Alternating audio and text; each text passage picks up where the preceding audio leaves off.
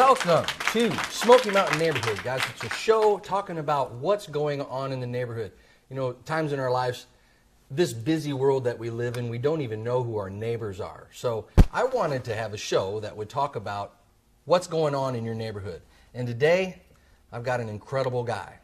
He's what's known as the Smoky Mountain Assassin, the Smoky Mountain Mobster, or what I like to call him, the Contract Killer. Jimmie Murphy with All About Bugs, man. Thanks for being here today, Jimmy. Thanks for having me. Man, you know, we've known each other for quite a few years and had a great relationship. I consider you one of my best friends on the planet. And thank you for being on my first show. Exciting. Very first show. We appreciate you having us out. Absolutely. Well, I wanted to talk to you about what it is that you do in the Smoky Mountains. Now, I know that you own All About Bugs. Correct. Now, how long have you been doing that? We've owned All About Bugs since 2012, August of 2012. Been in the industry going on 24 years. So we've been at it for a long time, but we've moved to Tennessee about 10 years ago and decided to get back into our own bug business here. And you make one heck of a gumbo. You're from Louisiana, right? That's right. That's right. Boy, if you need gumbo, give this guy a call. Maybe we'll put the recipe online. You're all about sharing your recipe? No. No. But he will cook a bowl of gumbo and have you over to his house. Absolutely, we'll do that. He loves that. Well, here we are in the Smoky Mountains. There's trees everywhere. What is the biggest issue that you feel most of the clients are coming in contact with here in the Smoky Mountains? Most of the people here deal with they have ladybug issues here constantly in the fall. They'll swarm in the fall. In the springtime, it's going to be carpenter bees. But the biggest thing we have problems with here is bed bugs. We do a lot with bed bugs here. They just put out a top 50 list a couple weeks back, and Knoxville, which encompasses actually Sevierville, is 21 on that list. So huge problem across the United States, but in our area, it hits really closer to home. So we basically treat, I tell people I've treated everything from a doghouse to a penthouse when it comes to bed bugs. They don't discriminate. They're not a filth-driven insect, so they're not driven by people who are filthy. They can be in the dirtiest house to the cleanest house. So they pretty much just want to suck blood, just like a mosquito. And they're easily transferred from one location to the next. That is correct. They don't jump, they don't fly, so the way they're transported is through people, contact. So anywhere people go, bed bugs go. So I try to tell people and explain to them that the hardest thing is trying to figure out where they might have picked them up from, because anywhere you go where people go, doctors' offices, movie theaters, the grocery store, anywhere you can set your jacket down, your purse down, or anywhere you can sit down. Oh, wow. You could pick them up, because somebody may have sat there before you that may have had them on their person, and they might have climbed off, and you know, the minute you sit down and take a breath, they're attracted to you. That's incredible. Yeah.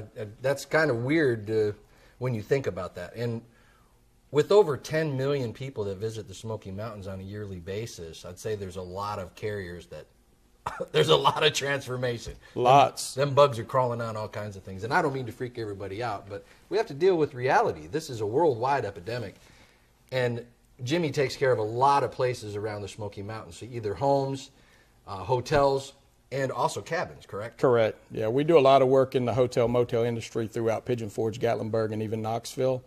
And a lot of what goes on with the bed bug issues is trying to help the hotels come up with a measure that they can actually put into place that protects their guests, and it also protects their employees, because their employees don't want to take them home, right, and the guests who are there don't want to take them home. So if somebody comes to the front office, we'll say 1 o'clock in the morning, and they realize they have bed bugs, okay? Now, it just happens to be something that happens, but somebody comes down to the front desk, and they're freaking out. They said, I found bed bugs. So if they say that to somebody who's working there, like you said, they're making, 10, 15 bucks an hour, they're don't really know what to do except for change a room or something. But you have some type of protocol in place. You do training and things like that for people who work in the hotel industry? All of our hotels, we actually work with and design a program specifically for that hotel to make sure that their employees know how to react to guests in that situation. Last thing you want is for it to be a confrontation at the front desk, right, or be loud at the front desk. You want them to be discreet, but people aren't discreet. So we actually set up protocols for these hotels so that everybody from the front desk clerk to the hierarchy of management actually has a process that they go through. When somebody comes to the desk, they have a list of things they go through to make sure the guest is protected, make sure their belongings are protected.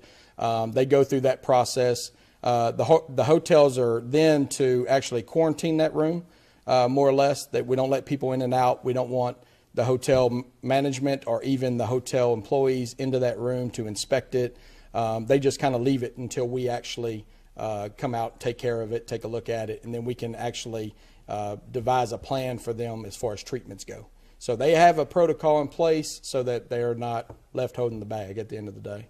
Yeah, you know, because it can get quite honestly, it can get legal. I mean, you have somebody come stay at your property, they take bed bugs home with them. They're expecting that property owner to pay for clothes, luggage, anything else, treatments at their home in Kentucky when they go back home. So there's all kinds of things that can happen, and the biggest part of it is if you hit it head on, you're able to, you know, kind of deter some of that from happening. If you avoid the situation, you're going to end up in a legal situation with those folks. So it's important for them. It's important for the hotel folks to know their first phone call should actually be to me, so that I can help them keep their guests from bringing these bugs back home with them. And we do everything from laundering their clothes to steaming their luggage to having the hotel go out and buy new clothes if they have to. I mean, because I've had people actually come to the hotel, stay, and then leave all their luggage and clothes and everything there and just expect the hotel to pay them back. Right. You know, so there's all kinds of things that can happen. So it's good to have some protocols in place so you don't run into this issue. And that's one of the things that All About Bugs does, is sets up protocols with hotels. Right. And I'm saying, since you've been doing this, I'd say that number has gone down quite a bit. It has gone down quite a bit. Yeah, we save them, I'd say we save them a ton of money, not having to pay for people's treatments when they get back home. You know? Now, is there any kind of pre-treatments that hotels can do? You go through and do a regular base, say a service contract that you have with hotels and cabins? We do some. There's really no way to prevent bed bugs from coming in. We do some monthly services that try to help with that situation, but they're carried in on folks. So you could treat it today and somebody could bring it in tomorrow. So there's no way for us to actually prevent them from coming. But if the hotels and the cabin owners take every measure they can to make sure they don't have a problem, it's less likely they're going to deal with a legal issue, because they've actually got some pre-treatments done and things in place that actually they can go and say, this is what we're doing, guys. We're making every effort. We're trying everything we can to make sure we don't have these issues. So this is what we have in place. And that generally will help out, you know, makes the customer understand that they're not just sitting back waiting for, you know, bed bugs to come there. They're actually trying to help prevent them. So other issues that, say, are in the hotel industry around here, the cabins, because, like I said, again, we have over 10 million people that visit the Smoky Mountains in the park. What are some of the other issues? I mean, say forest-wise, or somebody who has a lot of property. I'm sure there's beetle issues or yeah, we deal with everything from bees and spiders, rats and mice trying to get into the cabins when it's cold, especially during the winter months.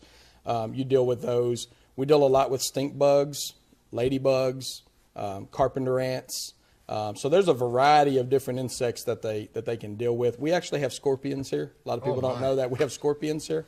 So we do catch a lot of scorpions in cabins in the higher elevations, you know, which is kind of crazy. I would have never thought there were scorpions in the mountains. That's wild. Yeah. That's wild. So it's interesting when you talk to somebody from an area where they actually have, you know, giant scorpions, and I tell them we have scorpions, and they laugh, you know. So how big are the scorpions we have here? They're little. An inch little and a half, scorpions. 2 inches maybe. They're little Yeah, guys. they're not these giant. Yeah, not the ones you see in the movies, folks, Yeah. okay? Not the ones Not Clash of the Titans style. No. It's just yeah. That's hilarious. But we deal with a lot of, you know, we deal with carpenter bees, and when you have carpenter bee issues on cabins, you also have issues with woodpeckers. So the carpenter bees actually bore a hole, it looks like a drill hole, into the cabin. They lay 6 eggs inside that hole. The woodpeckers come along and peck the larvae out, and it damages, I mean, it'll look like somebody took a sledgehammer up there and just, with a pry bar, and just busted out the facial board. You know, up there. That's what the woodpeckers do. So when people call and they have damage, it's hard because with carpenter bees, unfortunately, the products that we have available won't actually deter the carpenter bees from boring on the cabin. So you can treat it. They're still going to bore into the cabin. It's their nature. It's their nature. It's what they do. And they follow pheromones. And so every year they come back to those same places over and over and over again. So they're hitting those same places again and again and again.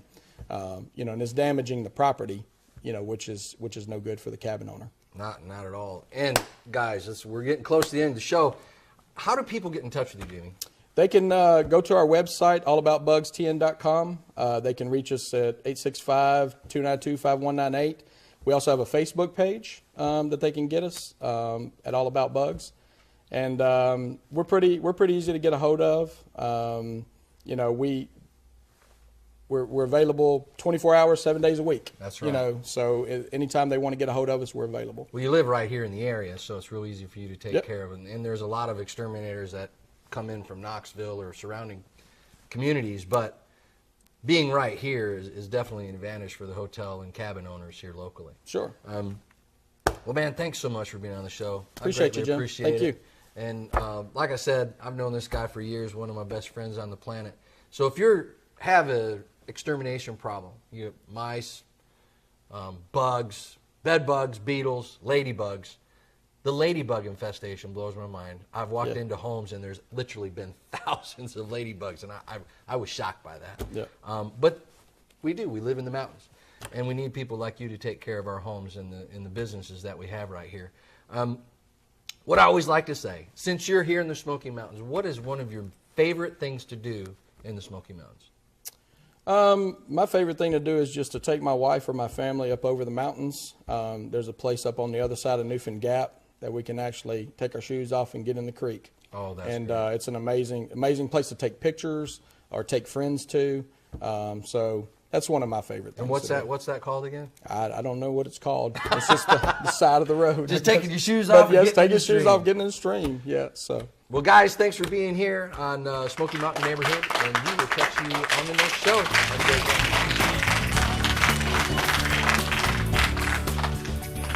Oh, hey! I was just getting caught up on the latest trends and news of the world. Did you know 80% of content that you watch is online or on your mobile device? Did you know a great new channel that's out right now is called Mountain Fun Life? And you can watch it right on your mobile device, or coming soon to Roku. Make sure to check out Mountain Fun Life on Facebook, Twitter, Instagram, and the website, mountainfunlife.com.